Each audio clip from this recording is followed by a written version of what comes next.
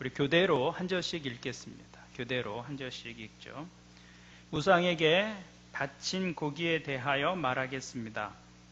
우리는 우리 모두가 지식이 있는 줄로 알고 있습니다. 지식은 사람을 교만하게 하지만 사랑은 덕을 세웁니다.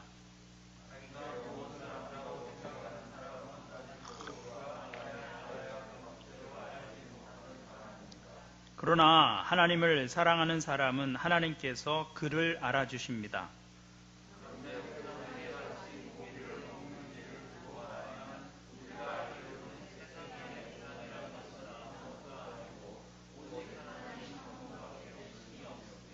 이른바 신이라는 것들이 하늘에든 땅에든 있다고 칩시다. 그러면 많은 신과 많은 주가 있는 것 같습니다.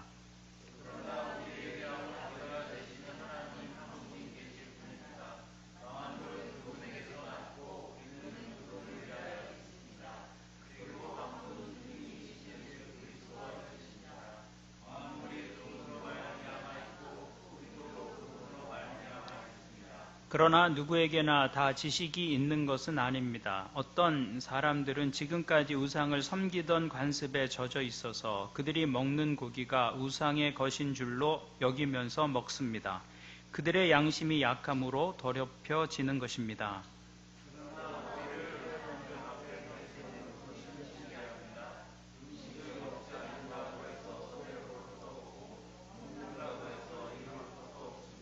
그러나 여러분에게 있는 이 자유가 약한 사람들에게 걸림돌이 되지 않도록 조심하십시오.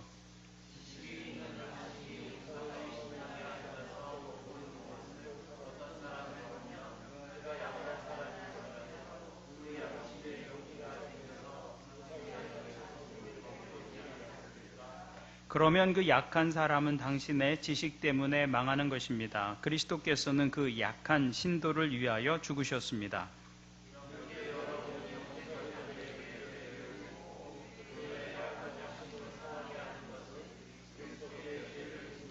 같이 읽죠. 그러므로 음식이 내 형제를 걸어서 넘어지게 하는 것이라면 그가 걸려서 넘어지지 않게 하기 위해서 나는 평생 고기를 먹지 않겠습니다. 아멘. 우리가 6월 한 달 동안 고린도전서를 함께 읽고 있는데요. 지난주에 말씀드린 대로 고린도라는 도시는 항구 도시로서 무역이 성행했던 곳입니다. 그래서 경제적으로 부유하고 크게 번창한 도시였죠. 또한 고린도 도시에는 아프로디테 여신을 섬기는 신전이 있었습니다. 이 아프로디테는 성과 그 아름다움을 관장하는 신으로 알려져 있는데요. 이 신전에서 매춘을 종교적 의식으로 행하게 됩니다. 그래서 이 고린도라는 도시는 물질적으로 아주 흥청망청한 도시였고 그런 경제적 부를 가지고서 또 도덕적으로도 매우 문란한 삶을 살아갔던 그런 도시가 이 고린도였다는 것이죠. 고린도 교회 교인들 역시 예수님을 알기 전에는 그런 문화 속에서 동일한 삶을 살았던 사람들이었습니다. 그 사람들 중에 바울이 전한 복음을 듣고서 모여서 이루어진 교회가 고린도 교회였습니다. 사도 바울이 고린도 교회에서 1년 반을 목사로 사역하다가 이제 떠나게 되는데요. 그런데 바울이 떠나고 난 후에 고린도 교회는 여러 가지 문제를 가진 교회로 전락하고 맙니다. 주님을 향한 처음 사랑이 식어지자 믿음이 무너졌고 옛 삶의 습성들이 그들의 삶에 다시 나타나기 시작했습니다. 그래서 믿기 전에 상황으로 돌아가 버리는 그런 일들이 일어나기 시작했죠. 그러면서 성도덕도 급격히 무너져 버렸습니다. 그래서 아버지의 첩과 함께 사는 교인도 있었다고 사도 바울이 편지를 쓰고 있죠. 왜 그런데 그런 사람들을 용납하느냐라고 편지를 쓰고 있는 내용이 이제 고린도 전서입니다.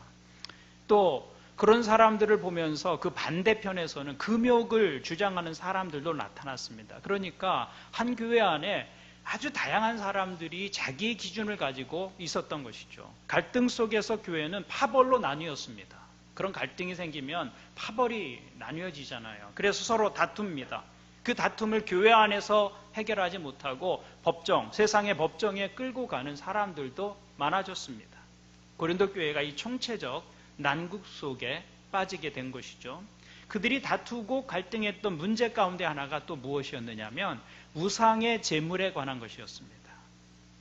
고린도에는 아프로디테 여신을 섬기는 신전이 있었다고 말씀을 드렸죠. 그 신전을 중심으로 우상 숭배가 성행했는데 문제는 그 우상에게 바쳐졌던 제물을 그리스도인이 먹을 수 있느냐 없느냐, 이 문제를 가지고 교인들이 먹을 수 있다 먹을 수 없다 이렇게 싸우기 시작했다는 것이죠. 상반된 두 견해로 갈라지게 되었습니다. 당시 고린도에는 유통되는 고기가 두 종류가 있었습니다. 시장에서 팔리는 고기가 있었고요, 신전에서 제물로 바쳐졌다가 팔리는 고기가 있었습니다. 시장에서 팔리는 고기는 비쌌고 신전에서 제사 후에 팔리는 고기는 그보다 저렴했습니다. 제사를 위해서 중요한 부위를 사용하고 또 제사장들의 몫으로 일부를 떼어놓고 나머지를 파는 것이니까 시장에서 팔리는 고기보다는 싸게 팔릴 수 있었죠. 넉넉한 사람들이야 시장을 이용해서 고기를 살 수 있었지만 가난한 사람들은 신전에서 나오는 고기가 아니면 여간에서 고기를 먹을 수가 없는 것입니다. 그런데 복음을 듣고 기독교 신앙으로 들어온 사람들에겐 이것이 참 꺼림칙한 그런 일이 되고 있었다는 것입니다.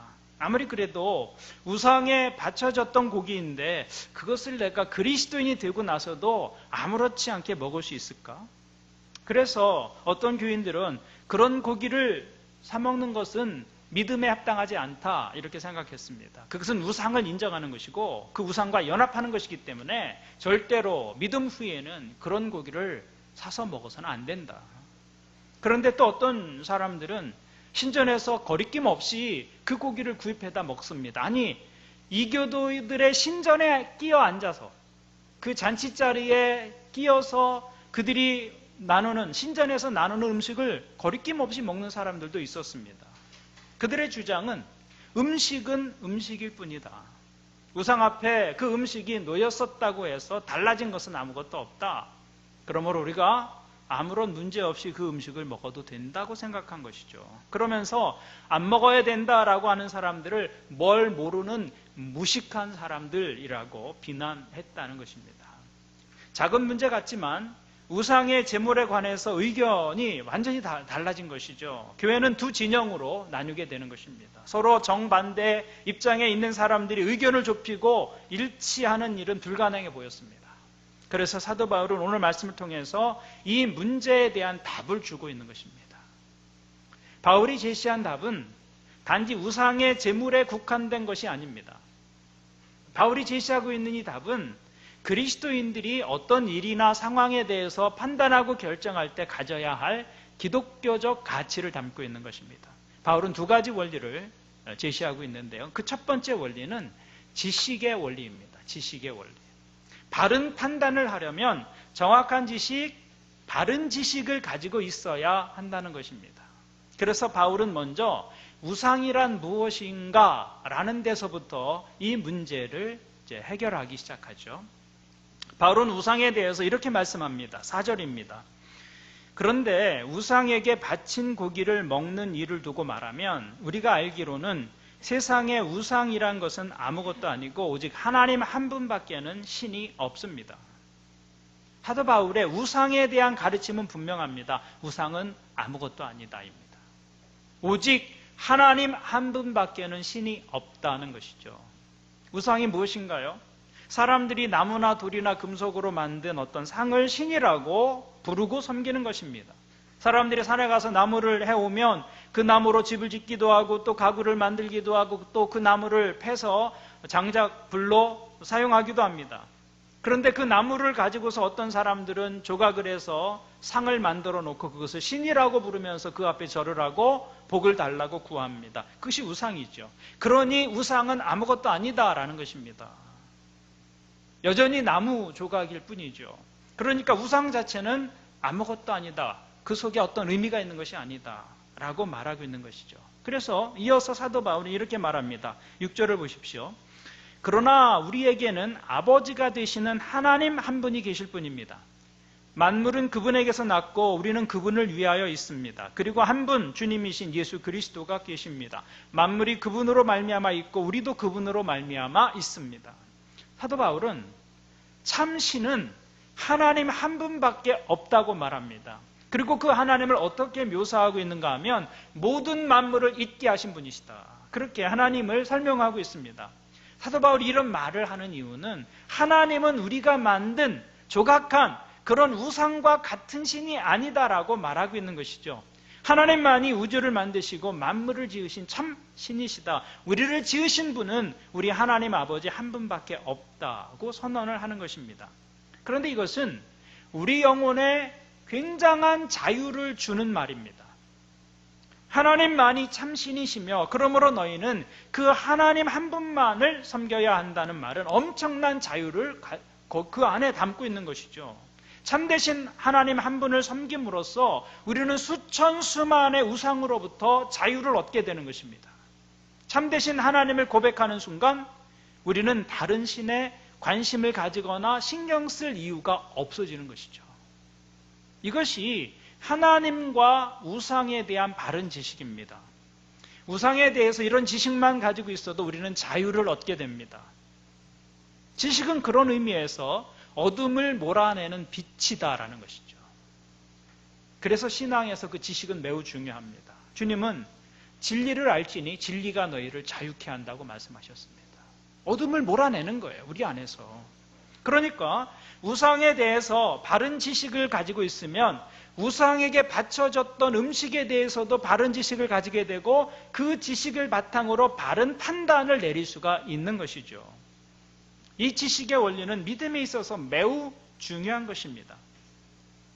특히 요즘과 같이 유사 기독교, 우리도 기독교다라고 하는 종교들이 얼마나 많은지 모릅니다. 그런 유사 기독교나 사이비 종교들이 막 세를 확장하고 있는 그런 상황에서 정확한 지식을 가지고 믿는다는 것은 건강한 신앙생활을 위해서 아주 필요한 요소가 된다는 것입니다. 바른 지식이 없이는 신앙은 건강할 수 없습니다. 성숙한 신앙이 될 수 없는 것입니다. 또 요즘 얼마나 많은 정보들이 넘쳐나고 있습니까?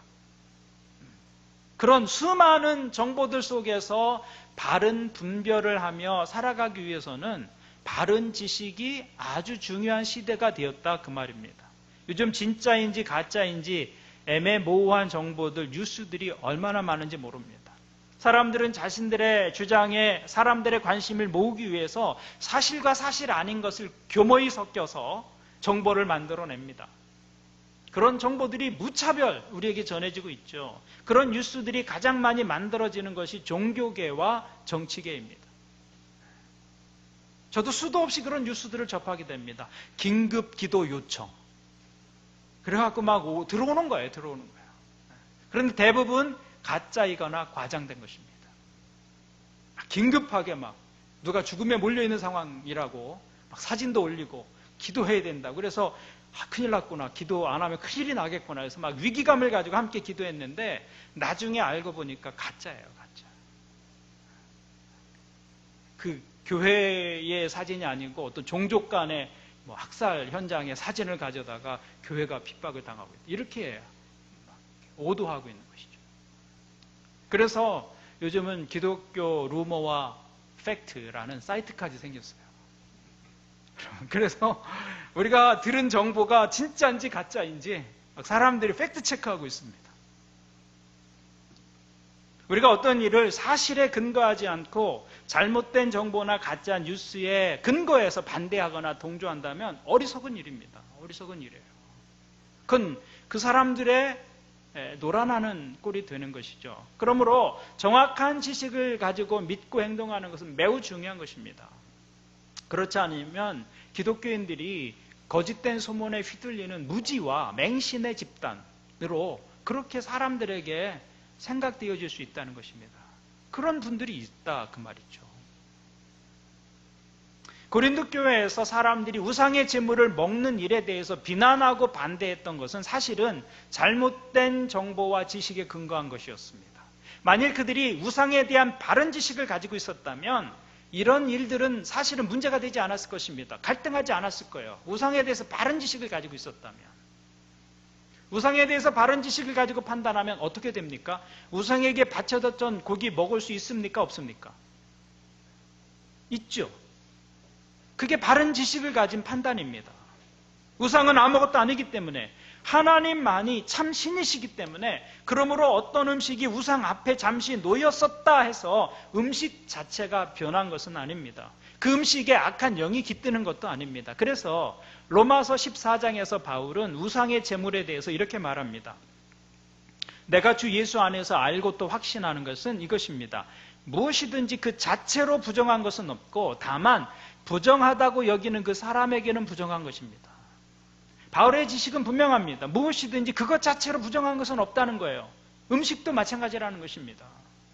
음식도 그 자체로 부정하거나 깨끗한 거나 그런 음식이 없다는 거예요. 음식은 중립적인 것입니다. 그것을 먹는 사람이 부정하거나 깨끗한 것이지 음식 자체가 어떤 사람을 부정하게 하거나 깨끗하게 하거나 그런 일은 없다는 것입니다. 그러므로 우상에게 제물로 바쳐졌던 것이라도 감사함으로 받으면 버릴 것이 없다. 그것이 사도 바울의 우상의 제물에 관한 바른 지식에 근거한 판단입니다. 이 지식에 근거하면 우상의 제물은 먹을 수 있는 것이죠. 바른 지식을 가지면 바른 판단을 내릴 수 있습니다. 저는 여러분들이 어떤 일을 결정할 때 바른 판단을 바른 지식에 근거해서 내릴 수 있는 분들이 되기를 바랍니다. 그래서 바른 지식과 정확한 지식을 알아보려는 노력이 필요합니다. 노력이 필요해요. 누가 뭐에 반대에 동참하십시오 그러면 무조건 서명부터 할 것이 아니라 좀 알아봐야죠. 무엇을 말하고 있는지, 말하고 있는 게 사실인지, 바른 지식과 정확한 지식을 알아보려는 노력이 필요하다는 것이, 그것이 지식의 원리입니다. 지식은 우상의 제물을 먹을 수 있다고 말합니다. 그러면 그 지식만 있으면 되는가라는 것입니다. 그래서 이제부터는 그 지식에 근거해서 마음대로 먹어도 되겠구나, 그렇게 하면 하는 것입니다. 그런데 그것이 끝이 아니다라는 것입니다. 우리의 판단이 지식의 원리에서 끝나면 문제가 있습니다. 어떤 문제가 있을까요? 8장 1절에서 사도 바울은 이렇게 말씀합니다. 지식은 사람을 교만하게 하고 사랑은 덕을 세웁니다. 지식의 문제가 무엇이라는 것입니까? 사람을 교만하게 하더라는 것입니다. 신앙에 있어서 바르고 정확한 지식이 중요한데 문제는 그 지식만 가지고 있으면 그것을 가지고 다른 사람들을 판단하고 지적하고 폄하하는 교만으로 나가더라는 것입니다. 그래서 우상의 제물을 먹을 수 있다고 하는 사람들이 사실은 바른 지식을 가진 것이죠. 그렇지만 그 지식을 가지고서 안 먹는 사람들을 향해서 무식한 사람들이라고 비난을 합니다. 진리를 깨닫지 못하는 어리석은 사람들이라고 흉보입니다. 복음을 제대로 알지 못하는 사람들이라고 얕보는 일들이 일어난 것이죠. 지식이 교만하게 하는 것입니다. 지식이 있어야 올바른 신앙과 삶을 살 수 있는데, 그런데 그 지식이 사람을 교만으로 이끌고 또 신앙과 삶을 오히려 망치게 하는 그런 모순이 일어나고 있는 것입니다. 그래서 사도 바울은 지식이 중요하지만 지식이 전부라고는 말하지 않습니다. 그래서 그리스도인은 그 지식의 원리에서 한 걸음 더 나가야 한다는 것이죠. 그것이 사랑의 원리입니다. 그것이 두 번째 원리입니다. 지식 위에 사랑을 더하라. 그게 두 번째 원리예요. 8장 1절을 다시 보십시오. 지식은 사람을 교만하게 하고 사랑은 덕을 세웁니다. 지금 고린도 교인들은 우상의 제물에 관해서 어떤 것이 옳으냐, 지식의 근거에서 갈등하고 있습니다. 네가 옳으냐 내가 옳으냐, 지식을 근거로 갈등하고 다투면서 질문을 하고 있는 것이죠. 그런데 사도 바울은 한 걸음 더 나아가서 지식의 근거에서 다투지 말고 사랑의 근거에서 답을 찾으라고 말하고 있는 것입니다. 지식의 관점과 사랑의 관점은 완전히 다릅니다. 지식은 내가 이것을 할 수 있느냐 없느냐 혹은 이것이 옳으냐 그르냐를 말하는 것입니다. 그러나 사랑은 내가 어떤 것을 할 수 있을지라도 그것이 다른 사람에게 유익이 되느냐 유익이 되지 않느냐에 관심을 두게 됩니다. 지식의 자리를 넘어서는 것이죠. 내가 지식에 근거해서 무엇을 할 수 있는가 없는가, 그것도 중요한 것이지만 그것보다 내가 무엇을 하는 것이 내 형제들을 세우고 그 형제들에게 유익을 주는가, 거기에 관심을 두는 것입니다. 그것이 사랑의 관점입니다. 이 사랑이 없는 지식은 사람에게 상처를 줄 수 있습니다. 그러나 그 지식에 사랑이 더해질 때 그 지식은 다른 사람을 세우는 온전한 지식이 되는 것이죠. 그러므로 반드시 지식 위에 무엇을 더해야 한다? 사랑을 더해야 한다라고 사도 바울이 권면하고 있는 것입니다. 여러분, 우리가 누구에게 잘못을 지적하고 훈계할 때가 있습니다. 그 훈계가 잘못된 것입니까? 훈계는 잘못된 것이 아닙니다. 훈계의 내용은 구구절절 옳고 지당한 말입니다. 그런데 문제는 그 훈계를 듣고 순종하거나 고치는 일이 거의 없다는 것입니다. 오히려 반발하고 불순종하는 경우가 훨씬 많습니다. 그럴 때 우리는 옳은 소리를 해주어도 듣지 못하는 구제불능이다라고 말하게 되죠. 그런데 사람들은 옳은 이야기를 해주면 다 고개를 끄덕이고 수긍하고 그것을 따라 순종하고 삶을 바꾸는 그런 존재가 아닙니다. 사람은 그럴 때 이성보다 감정이 앞서는 존재입니다. 그래서 아무리 옳은 이야기를 해도 감정이 상하면 귀가 닫히게 됩니다. 그래서 마음을 얻어야 들리게 되는 거예요. 아무리 옳은 이야기를 해도 감정이 상하면 귀가 열리지 않습니다. 그 이유가 무엇입니까? 지식만을 가지고 판단하기 때문입니다. 옳은 말이 전부가 아니라는 것입니다. 거기에 무엇을 더해야 하느냐? 사랑을 더해야 한다고 말하고 있는 것이죠. 그래야 감정이 상하지 않습니다. 그래서 사도 바울은 에베소서에서 이렇게 권면합니다. 우리는 사랑으로 진리를 말하고 살면서 모든 면에서 자라나서 머리가 되시는 그리스도에게까지 다다라야 합니다. 진리를 말하되 무엇을 가지고 진리를 말하라는 거예요? 사랑으로 진리를 말하라는 겁니다. 그래야 그리스도를 닮아가는 성숙에 이른다는 거예요. 진리만 말하는 것, 그거 아니라는 것입니다. 그러니까 사랑의 원리를 모른다면 그것은 안다고 해도 제대로 아는 것이 아니다라는 것입니다. 지식만 가지고 접근하면 절반의 밖에는 모르는 거예요. 사랑 없는 지식은 자신과 남을 해치는 흉기가 될 수 있기 때문입니다. 사랑 없는 지식, 사랑 없는 은사, 사랑 없는 훈계는 언제나 상처를 남깁니다. 그러므로 반드시 지식에 사랑을 더해야 한다는 것이죠. 사랑이 없는 지식은 교만하게 만듭니다. 그러나 사랑은 자기보다 못한 사람, 자기보다 연약한 사람을 생각하고 세워줍니다. 그러므로 교회를 세우는 것은 지식이 아니라 사랑이다라는 것입니다. 가정을 세우는 것은 지식이 아니라 사랑이다라는 것이죠. 그래서 사도 바울은 이렇게 결심합니다. 13절을 보십시오. 그러므로 음식이 내 형제를 걸어서 넘어지게 하는 것이라면 그가 걸려서 넘어지지 않게 하기 위해서 나는 평생 고기를 먹지 않겠습니다. 내가 가진 지식으로는 우상의 제물, 우상에게 제물로 바쳐졌던 고기 먹을 수 있지만 그것이 바른 지식이라고 해도 누군가 내가 그 고기를 먹는 일로 인해서 넘어지고 실족하는 사람들이 있다면 나는 그런 사람들이 생겨나지 않도록 평생 우상의 제물로 바쳐졌던 고기는 먹지 않겠다. 이렇게 사도 바울은 결심했다는 것입니다. 지식보다는 사랑을 따라 살겠다는 말씀이 되는 것이죠. 그 이유를 11절에서 이렇게 말합니다. 그러면 그 약한 사람은 당신의 지식 때문에 망하는 것입니다. 그리스도께서는 그 약한 신도를 위하여 죽으셨습니다. 그 연약한 신도, 우상의 제물을 먹으면 안 된다고 생각하는 사람이 연약한 사람이에요. 잘 모르는 사람이에요. 그런데 내가 거리낌 없이 지식을 따라서 자신 있게 행동했는데 그 모습을 보고 시험에 빠졌어요.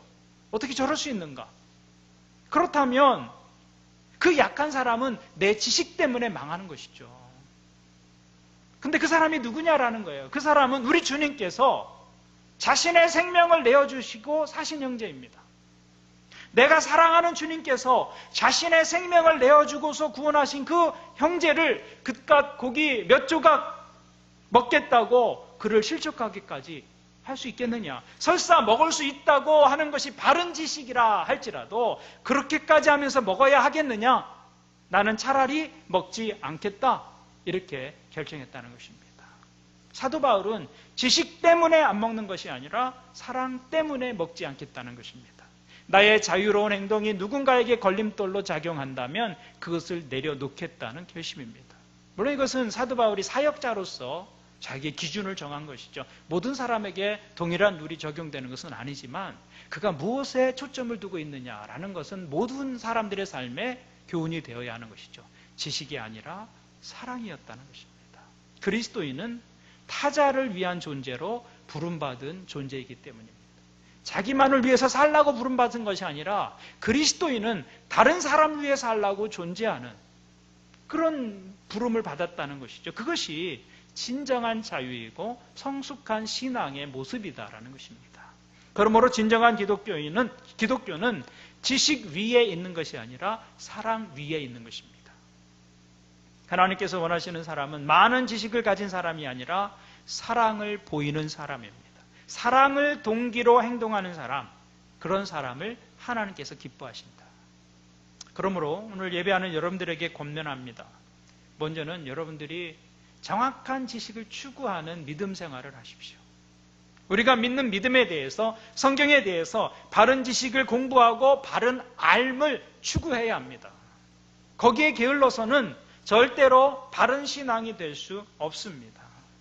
그래서 그 바른 지식 위에서 판단하고 결정하셔야 한다는 것이죠. 그래야 우리의 신앙이 또 우리의 삶이 바른 방향을 향할 수가 있는 것입니다. 그러나 그 지식이 다른 사람을 향할 때는 거기에 사랑을 더해야 한다는 것입니다. 지식을 가지고 바른 판단을 내리고 바른 결정을 내려야 하지만 내가 가진 그 지식이 다른 사람을 향할 때는 거기에 사랑을 더하라는 것입니다. 지식 위에 사랑을 더하는 것, 그것이 건강한 믿음의 모습이고 성숙한 교회의 모습이라는 것입니다. 오늘 말씀을 정리하면 우리 일상에 죄도 아니고 선도 아닌 그 중립적인 지대가 참 많습니다. 진리의 회색 지대들을 굉장히 많아요. 대부분은 그 속에 있습니다. 그것 자체로는 선도 아니고 악도 아닙니다. 누가 어떻게 사용하느냐에 따라서 달라지는 것이죠. 그런 것들에 대해서 어떻게 행해야 하는지 오늘 말씀은 두 가지 원리를 교훈합니다. 저는 여러분들이 어떤 일을 결정하거나 판단할 때 이 두 가지 원리를 잘 적용하는 분들이 되기를 바랍니다. 첫 번째는 바른 지식 위에서 판단하십시오. 좀 알아보세요. 바른 지식 위에서 판단해야 합니다. 그리고 그 지식 위에 무엇을 더하라? 사랑을 더하라. 아이들과 걸을 때 어른의 보폭으로 걷는 부모는 없습니다. 혼자 걸을 때는 자신의 보폭으로 자유롭게 걷지만 아이들과 함께 걸을 때는 아이들의 보폭에 맞춰서 걷게 되지요. 3살 아이와 걷는데 어른의 보폭 그대로 걷는 사람은 성숙한 사람이 아닙니다. 보폭이 작은 아이와 함께 있을 때는 내 수준을 낮추는 것이죠. 그것이 성숙한 모습입니다. 오늘 교회와 세상에 필요한 것은 이런 마음가짐과 삶의 태도들입니다. 신앙 공동체는 남을 배려하는 삶을 연습하는 곳이 되어야 합니다. 저는 우리 교우들이 날카로운 지식이 전부가 아니라 그 지식 위에 사랑을 더하는 분들이 되기를 바랍니다. 지식 위에 사랑을 더하십시오. 지식은 사람을 교만하게 하지만 사랑은 덕을 세우기 때문입니다. 이것이 바로 하나님이 우리에게 바라시는 믿음의 모습이고 교회의 모습입니다. 오늘 예배하는 여러분들이 지식 위에 사랑을 더함으로 우리 교회가 배려의 공동체로 세워져 가기를 주님의 이름으로 축원을 드립니다. 아멘. 우리 함께 기도하시겠습니다. 오늘 사도 바울은 우리에게 두 가지 원리를 이야기합니다. 지식의 원리와 사랑의 원리입니다. 우리는 평생 믿음 생활하면서 이 두 가지 원리를 붙들어야 합니다. 먼저 바른 지식을 추구하십시오. 성경에 대해서, 믿음에 대해서 배우고 알려고 하는 일에 게을리하지 마시기를 바랍니다. 바른 지식이 있을 때 우리의 믿음은 바른 방향을 향하게 될 것입니다. 그러나 지식만 가지고 모든 것이다 라고 말할 수 없습니다. 사랑이 없는 지식은 흉기가 될 수 있습니다. 사랑이 더해질 때 지식은 다른 사람을 세우는 따뜻한 지식이 됩니다. 여러분들의 믿음이 지식 위에 사랑을 더하는 믿음이 되게 해달라고 기도하십시오. 그리고 우리 교회가 남을 배려하는 그 배려의 공동체로 세워져 가게 도와주십시오. 두 가지 기도 제목, 여러분 자신을 위해서 또 교회 공동체를 위해서 오늘 말씀을 가지고 함께 기도하겠습니다. 하나님 아버지,